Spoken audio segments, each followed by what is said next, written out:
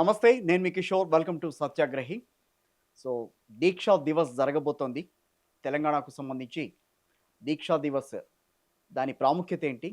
అదేవిధంగా మిగతా రాజకీయ విశేషాలు మనతో మాట్లాడేందుకు ప్రస్తుతం బీఆర్ఎస్ కో ఫౌండర్, ప్రముఖ రాజకీయ విశ్లేషకులు మనతో ఉన్నారు. ఒకసారి ఆయనతో మాట్లాడదాం.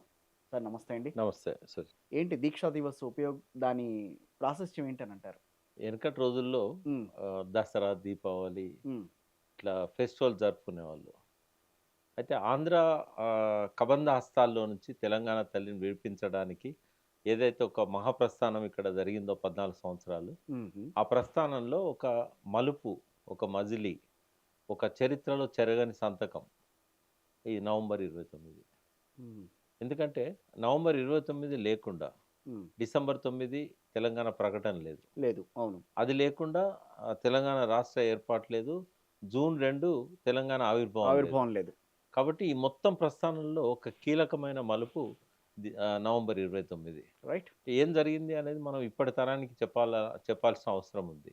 ఆ రోజేంటంటే కేసీఆర్ గారిగా తెలంగాణ నా అమర నిరాహార దీక్ష నేను చేయకపోతే, నేను ప్రాణత్యాగానికి సిద్ధం కాకపోతే, ఈ తెలంగాణ రాదు అని ఒక నిర్ణయానికొచ్చి కేసీఆర్ సచ్చుడో, తెలంగాణ వచ్చుడో, వచ్చుడు అనన్నారు. కేసీఆర్ శవయాత్రో, తెలంగాణ జైత్రయాత్రో.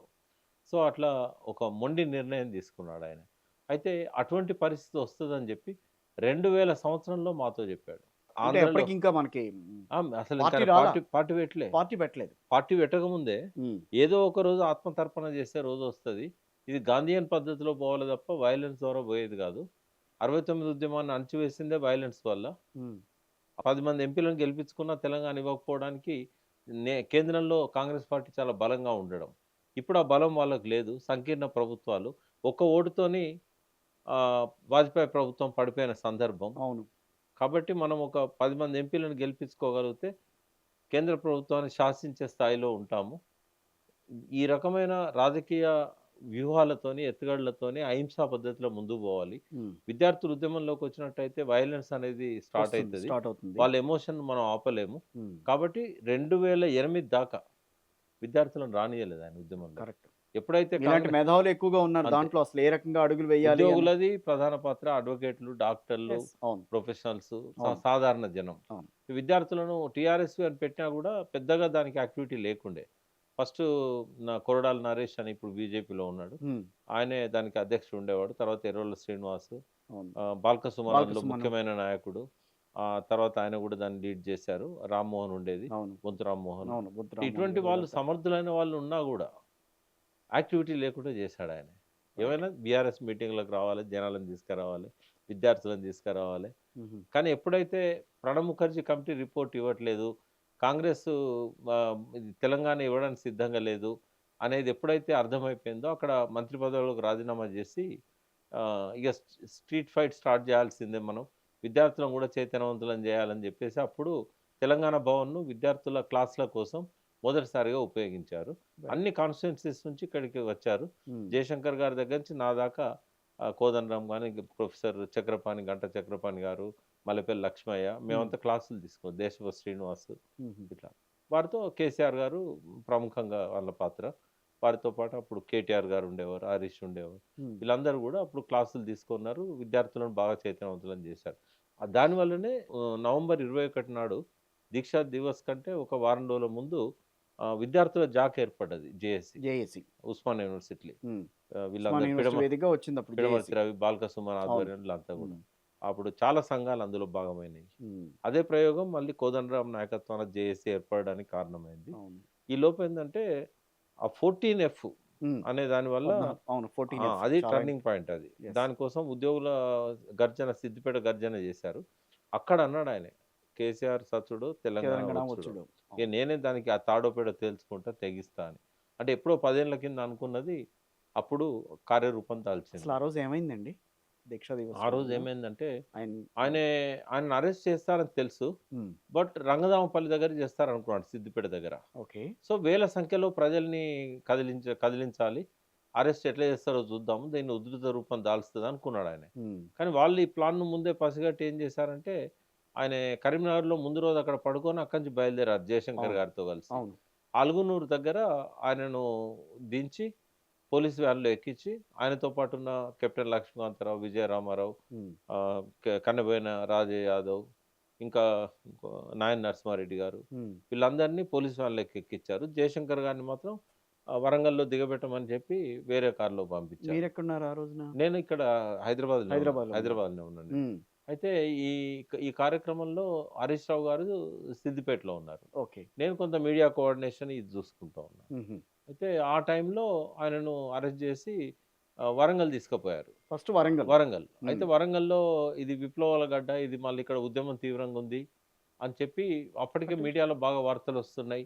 శ్రీకాంతాచారి అంటుపెట్టుకునేసరికి అది సెన్సేషన్ అయింది. అవును. హరీష్ రావు గారు గూడా అక్కడ బాగా హంగామా చేశారు. ఉమ్, ఇక లాభం లేదు, వరంగల్‌లో పెడితే జైలు బద్దలు కొడతారు వీళ్ళు ఉమ్, అని చెప్పి ఏం చేశారు, ఖమ్మం తీసుకెళ్లారు. ఖమ్మం అయితే టీఆర్ఎస్ బలహీనంగా ఉంది.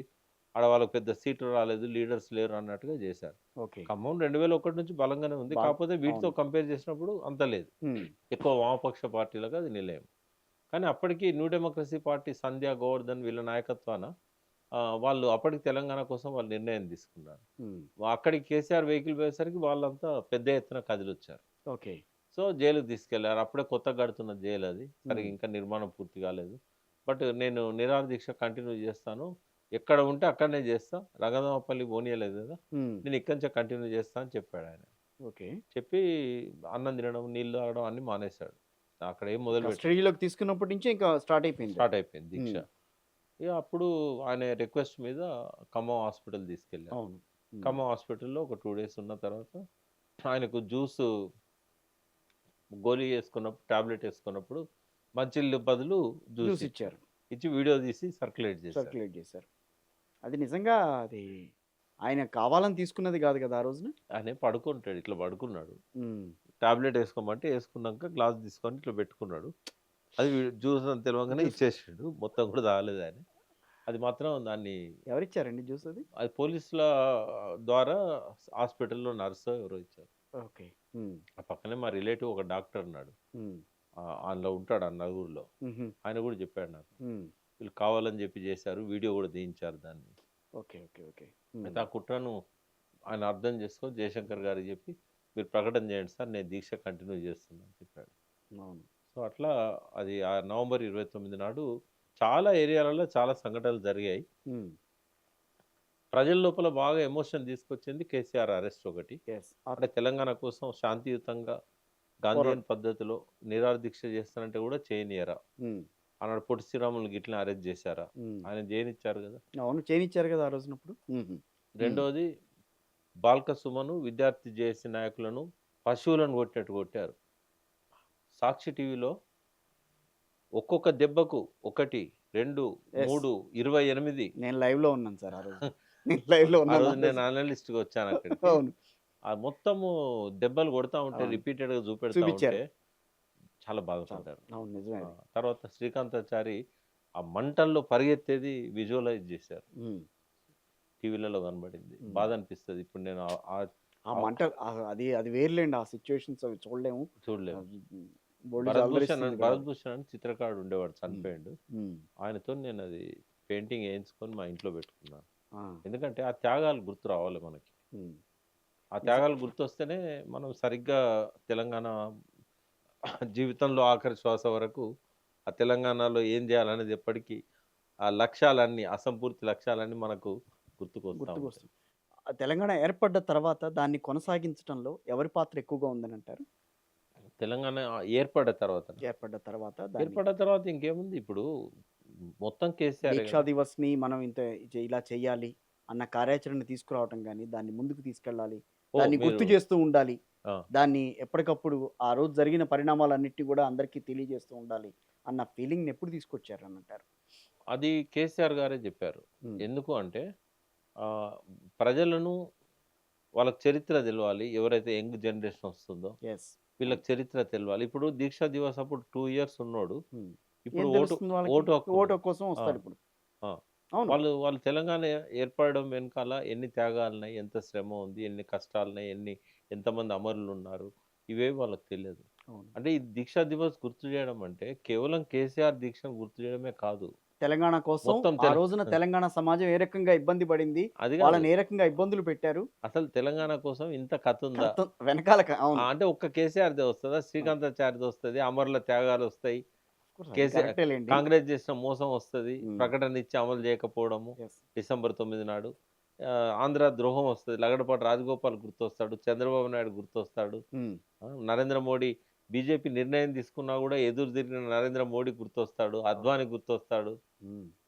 వాళ్ళు ఒక పక్క నిర్ణయం తీసుకున్నాంక యెస్. వీళ్ళు సపోర్ట్ చేయరు. యెస్. కిషన్ రెడ్డి పోయి దీక్ష చేసిండు తెలుసా తెలంగాణ భవన్‌లో? హ్మ్. ఏపీ భవన్ అప్పుడు. ఏపీ భవన్. కిషన్ రెడ్డి స్వయంగా దీక్ష చేశాడు వాళ్ళ పార్టీ మీకు వ్యతిరేకంగా. హ్మ్. తెలంగాణ కోసం మద్దతు ఇయ్యాలని చెప్పి. ఇవన్నీ గూడా ఆయన పాదయాత్ర, హ్మ్. సిపిఐ నారాయణ పాదయాత్ర. అంటే ఇదొక సందర్భం. ఇదొక మజిలీ. ఇదొక మలుపు. ఇదొక చెరగని సంతకం. ఇది కేవలం కేసీఆర్ డెఫినిట్‌గా క్రెడిట్ కేసీఆర్‌కే వస్తది. పార్టీ పెట్టిందాయనే. ఉద్యమానికి ఒక కార్యాచరణ ఇచ్చిందాయనే. ఆ పార్టీ కోసం, ఆ ఉద్యమం కోసం అన్ని పదవులను త్యాగం చేసిందాయనే. కోరి కష్టాలను తెచ్చుకున్నదాయనే. ప్రజలకు అర్థమయ్యే భాషలో తెలంగాణ ఎందుకు కావాలనో చెప్పిన వ్యక్తి ఆయనే. కవులు, కళాకారులందరిని ఒక దగ్గర చేర్చి ధూమ్‌ధాం లాంటి కార్యక్రమాలను రూపొందించి, వాళ్ళ ఎనకాల నేనున్నాను మీరు ముందుకెళ్ళండి అని నడిపించిందాయనే. హ్మ్. ఒక లీడర్ లేకుండా ఇవన్నీ సాధ్యమైతాయా? కరెక్ట్. అంతకుముందు ఎందుకు కాలేదు మరి? యెస్. ఆయనొచ్చినంకనే ఎందుకయినాయి? కరెక్టే. హ్మ్. ఇప్పుడు అటు ఇటు మాకు పట్టనట్టుగా పారిపోతున్న ఇటు కాంగ్రెస్ నాయకులను, టీడీపీ నాయకులను ప్రజలే బలవంతంగా తీసుకొచ్చి ఈ ఉద్యమ స్థానం కలిపారు. యెస్. అవును. దానికి ఎవరికి వస్తది ఆ క్రెడిట్ ఆయనకే వస్తది ఆయనకే కదా! వస్తుంది గదా! ఆ! హ్మ్. కాబట్టి ఏ ఉద్యమమైనా ప్రజలందరూ పాల్గొంటేనే వస్తది. కానీ హ్మ్. సమర్థవంతంగా నడిపే నాయకుడు లేకపోతే ఏ ఉద్యమం రాదు. కానీ ఆ రోజు ఖమ్మం గాకుండా వరంగల్ అయ్యుంటే ఎట్లా ఉండేది సిట్యుయేషన్? వరంగల్ వస్తే కొంత వయలెన్స్ జరిగేది. హుహు. వరంగల్‌లో బాగా ఎమోషనల్ ఉంటారు పీపుల్. యెస్. కరెక్ట్. వాళ్ళేంటంటే ఇగ వారు ఎక్స్‌పెక్ట్ చేసినట్టు జైలు గోడలు బద్దలైపోయేటియి. ఆ రోజే ఆయన నా వ్యాన్‌లోకి అడ్డం జరిగి ఇడిపించుకునేవాళ్ళు ప్రజలు. హ్మ్. హ్మ్. ఇంకో తీరుగుండేది చరిత్ర. హ్మ్. హ్మ్. కానీ నిరాహార దీక్ష అనేది ఆయన శాంతియుత శాంతియుత వాతావరణంలో చేయాలి, శాంతియుతంగా చేయాలన్న ఆలోచనతో ఆయన చేసింది ఆ రోజున. సో, ఇప్పటికీ చరిత్ర పుటల్లో లిఖించదగిందని అంటారా అది? 100% ఇప్పుడు హ్మ్. అది లేకుండా ఏది లేదు. యెస్. అంతే గదా! ఇప్పుడు కొందరు తెలంగాణ మేమే తెచ్చినామంటారు. కొందరు మేమే ఇచ్చినామంటారు. కొందరు మేము లేకపోతే తెలంగాణ వచ్చేదా అంటారు. అవును. ఏదున్నా పార్టీ పెట్టడము, దానికోసం ఆయన పదవులకు రాజీనామా చేయడం, ఒక లీడర్‌గా ఎస్టాబ్లిష్ కావడము, ప్రజలను కదిలించడం ఇవన్నీ గూడా ఆయనే చేశాడు. ఇంకోటి 36 పార్టీల దగ్గర పోయి లేఖలు తెచ్చాడు గదా! యెస్. ఊరికే 10 మంది ఎంపీలో, 14 మంది ఎంపీలో ఉంటే తెలంగాణ బిల్ పెట్టేవాళ్ళా? లేదు పెట్టరు. అన్ని ఇప్పుడు పార్టీలు అన్ని పార్టీలు గూడా ఇచ్చినాయి. నాగపూర్ పోయి ఆర్ఎస్ఎస్ క్యాంప్‌లోకి పోయి నరేంద్రని తీసుకొని పోయి నరేంద్ర గారికి ఆర్ఎస్ఎస్ సభ్యత్వం ఉంది గాబట్టి ఆయన ద్వారా నాగపూర్ పోయి ఆర్ఎస్ఎస్ హెడ్ క్వార్టర్‌లో బంతి భోజనాలు చేసి, హ్మ్. అప్పుడున్న సుదర్శన్ జీని ఒప్పించి, ఆయనతో రాజ్‌నాథ్ సింగ్‌కి ఫోన్ చేయించి, బీజేపీని ఒప్పించింది, మెప్పించింది కేసీఆర్ కాదా? హ్మ్. జయశంకర్ గారు, ఆయనే నరేంద్ర ముగ్గురే పోయిన్లు. హ్మ్. ఆ! మరి ఇవన్నీ మర్చిపోతే ఎట్లా? ఇప్పుడు ఒక్కొక్క ఎంపీ, ఎమ్మెల్యే ఒక పార్టీకి ఒకరే ఎంపీ ఉన్న పార్టీలున్నాయి. ఒక రైట్. పార్టీకి ఇద్దరు ఎంపీల పార్టీలున్నాయి. ఈయన లేబర్ మినిస్టర్‌గా క్యాబినెట్ ర్యాంక్‌లో ఉండి వాళ్ళ ఇళ్ళలో పోయి వాళ్ళని ఒప్పించి వాళ్ళతోని లెటర్‌లు తీసుకున్నాడు. ఒక మాయావతే 3 నెలలు సతాయించింది సంతకం పెట్టడానికి. ఆమె ఏవో షరతులు పెట్టింది. నేను తెలంగాణకు మద్దతు ఇయ్యాలంటే మీరు ఇవన్నీ మీరు చేయాలని. అవును. కొన్ని చేయకూడనివి పెట్టింది. ఏం చంద్రబాబు చేస్తాం? గారు గూడా ఇచ్చారు కదా! అప్పుడు. చంద్రబాబు అప్పుడు ఇయ్యలేదు. ఇవ్వల. అగైనెస్ట్‌గా ఇచ్చాడు. 2 కళ్ళ సిద్ధాంతం అప్పుడు. ఇద్దరే అగైనెస్ట్‌గా ఇచ్చారు. హ్మ్. ములాయం సింగ్ అండ్ చంద్రబాబు. 2 హ్మ్. సైకిల్ పార్టీలే. హ్మ్. వీళ్ళిద్దరే అగైనెస్ట్‌గా ఇచ్చారు. హ్మ్. కానీ ఇంకా సిపిఎం ఏమో వేరే మార్గం లేదా ఆలోచించండి అని అన్నది. వ్యతిరేకించలే. హుహు. సిపిఐ సపోర్ట్‌గా వచ్చింది. హ్మ్. కానీ ఒక్క చంద్రబాబు తర్వాత చంద్రబాబు రియలైజ్ అయ్యాడు. యెస్. విజయదశమి 2008 సంవత్సరం ఎలక్షన్‌లో పోయే ముందు హ్మ్. మనం టీఆర్ఎస్‌తో పెట్టుకోకపోతే మనం అధికారంలోకి రాలేం. పోయినసారి కాంగ్రెస్ పెట్టుకున్నది కాబట్టి అధికారంలోకి వచ్చింది. తెలంగాణలో ఆ మూవ్‌మెంట్ ఉందని బై ఎలక్షన్‌లో తెలిసిపోయిందప్పుడు. హ్మ్. కాబట్టి కాబట్టి ఆయన ఒక తీర్మానం చేసి మళ్ళా పోయి ప్రణబ్ ముఖర్జీకి ఇచ్చాడు. రైట్. అప్పుడు కడెం షేర్‌తోని. అవును. నేను సపోర్ట్ చేస్తున్నా. నేను సపోర్ట్ ఇదివరకు నేను చేస్తున్నా. వ్యతిరేకించాను అని. హ్మ్. ఇవన్నిటి వెనకాల కేసీఆరే కదా ఉన్నది. అవును. కాబట్టి ఎంతమంది సమర్థించినా క్రెడిట్ ఆయనకే దక్కుతది. అందుకే తెలంగాణ ప్రజలు సరిగ్గానే 2 సార్లు ఆయనకు పట్టం కట్టారు. హ్మ్. యాహ్! కాబట్టి దీక్షా దివస్ అనేది ఇప్పటి లీడర్‌షిప్ గుర్తు చేసుకోవడానికి ఒక సూచన ఏందంటే, ఇప్పుడు జెన్‌జీ బ్యాచ్‌లు ఇప్పుడంతా యెస్. జెన్‌జీ అనేది జెన్‌జీ బాగా అంటున్నాం ప్రచారం. అందరం. అయితే ఒక ఉద్యమం అనేది హ్మ్. ఒక రోడ్ మ్యాప్ ఉండాలి. అందులో అనేక కష్టాలుంటాయి, అనేక త్యాగాలుంటాయి, అనేక మలుపులు, మజిలీలుంటాయి. అన్నిటికి సిద్ధపడాలి. గమ్యాన్ని ముద్దాడేదాకా ఆ గమనం అనేది ఆటుపోట్లతోని సాగుతది అనేది తెలవాలి. కాబట్టి మన తెలంగాణ ఉద్యమ ప్రస్థానం 2001 నుంచి 2014 అనుకుంటే, అంతకంటే అదే. ముందు గూడా మేమంతున్నాము. బట్ ఆయన వచ్చిన కాడ నుంచి మనం లెక్క తీసుకున్నట్టయితే 2001 నుంచి 2009 కంటే ముందు జరిగిన మా తెలంగాణ చరిత్ర చరిత్ర వేరు. ఆ తర్వాత తర్వాత తెలంగాణ గమనం అంటే వేరు. అంతకుముందు ఒక 30% పీపుల్ తెలంగాణ ఉద్యమంలోకి వస్తే ఉమ్, 70% పీపుల్ ఈ దీక్షా దివస్ తర్వాత వచ్చారు. రైట్. కాబట్టి అది టర్నింగ్ పాయింట్ అనేది ఎస్టాబ్లిష్ చేసుకోవాలి. ఉమ్, భవిష్యత్తులో నాయకులు కావాల్సిన విద్యార్థులందరికీ కూడా ఇదొక చరిత్ర పాఠం అంతే. దీక్షా దివస్ అనేది.